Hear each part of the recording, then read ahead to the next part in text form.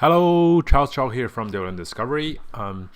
Recently, we've done a exhibition at the London Excel Center for the Property Investor Show, and during which I've given a brief talk on just some of the key mistakes we came across in the field of property investment and property development. So today, I'm doing a video follow-up on those topics. So during the session, it was a fairly short 40-minute session. So although we started with 10 points, at the end there was only time to cover 3. And I also sort of promised everybody in the talk that later on we're going to do follow-up videos, so they'll get the full content on these 10 points and on any additional we may kind of expand on later on.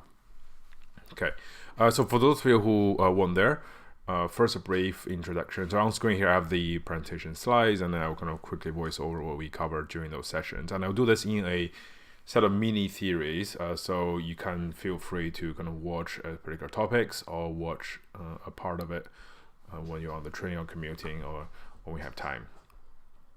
Okay, we'll make a start. So first, my background. I grew up in China, came over to study. I did an economics degree from Cambridge University, and then I sit on to do a master specializing in behavioral economics. So I always had the question of I want to understand how people behave. So why do certain things happen?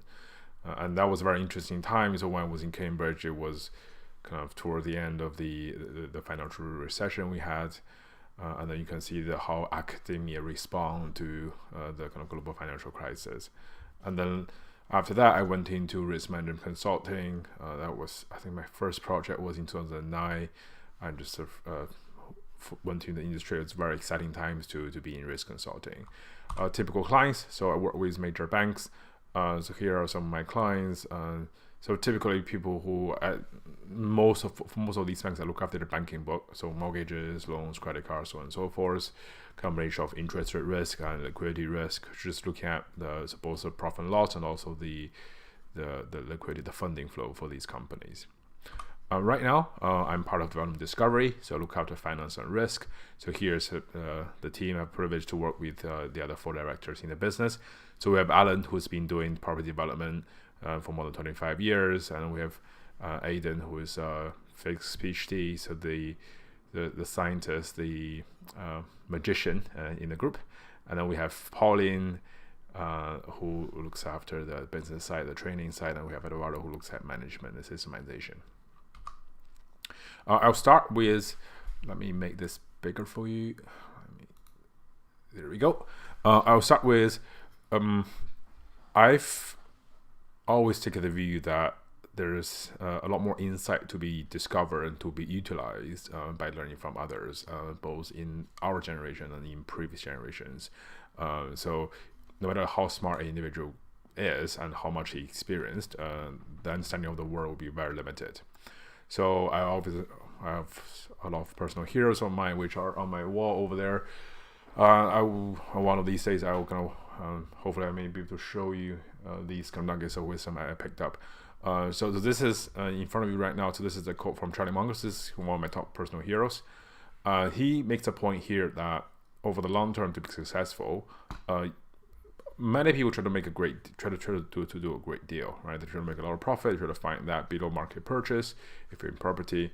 However, to Munger, and which I deeply agree on, being successful over the long term is really to kind of avoid making the stupid mistakes, as he refers to.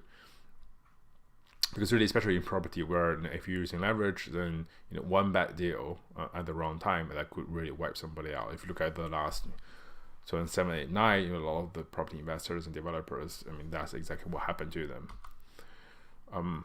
Along the same lines, I also kind of this line from Elon Musk also keeps me humble, I suppose. The idea is, no matter how confident I am or you are, no matter how long you've been doing this, how successful you are, it's always worth to hold back, to have some degree of conservatism, and to always assume wrong unless proven otherwise.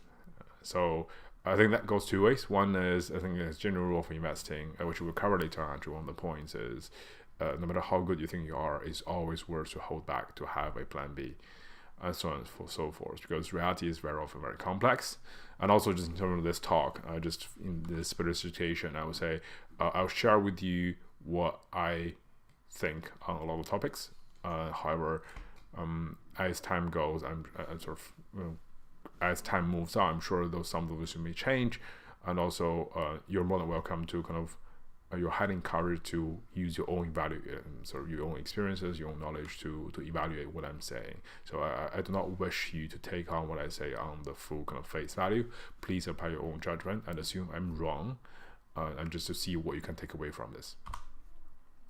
All right, okay. So to start with, we're going to break down the problem of investing. To me, it's a very complex field. If you look at the likes of Warren Buffett, there's a reason why Warren Buffett is so famous, right? It's almost like a once in human history kind of investor. It's precisely because it is difficult. And like my hero Mongo would say, investment is supposed to be difficult. Anybody thinks it's simple is stupid. And I fully agree with that statement.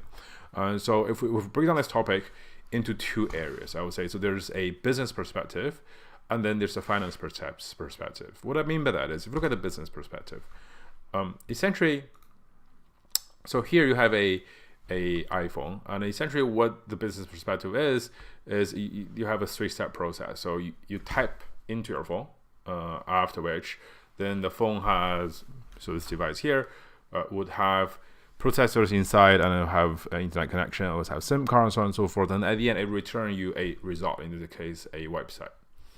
And then actually I may better show this with a animation. There we go. No, that does not help.